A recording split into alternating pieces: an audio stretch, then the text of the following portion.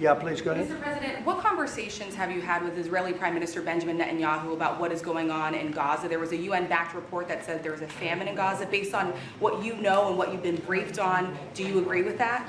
So, I mean, I deal with Bibi Netanyahu quite a bit, and we had great success, obviously, in Iran. We knocked out their nuclear threat. That would have been a horror show having them have a nuclear weapon. They would have used it, too.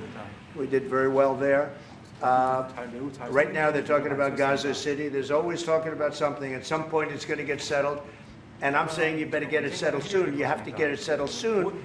And that means, you know, nobody can forget October 7th. People forget October 7th. That was one of the most brutal. I've seen some terrible things, some brutal things. That was about as bad as it gets. And nobody can forget that. With that being said, it's got to get over with. It's got to get over with because between the hunger and all of the other problems, worse than hunger, death, pure death, people being killed. And, you know, I'm the one that brought back the hostages, and I did it with that gentleman right there, Steve Witkoff, and with Marco. All of us, the whole team, we worked together. Even the trade people worked on it with us. And we brought back a lot of the hostages. Now we're left with, would you say 20, Steve, or would you say it's less than 20? I hope it's 20. He hopes it's 20 because some could be dead. That's what he means, I assume. So we have 20, but there's rumors that some could be dead. It's a terrible situation over there. Terrible, terrible situation. But it's coming to a head. It's coming to an end. We are sending, you know, we sent $60 million of food over there just recently.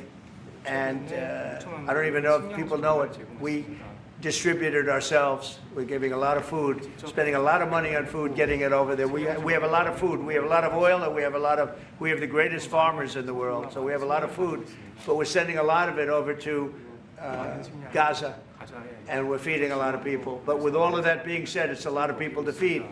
And I think that we will have, I think within the next 2 to 3 weeks, you're going to have pretty good conclusive ending. And it's a hard thing to say because they've been fighting for thousands of years, if you want to know. That's been a hotbed forever. But I think we're doing a very good job. But it does have to end. But people can't forget October 7th either.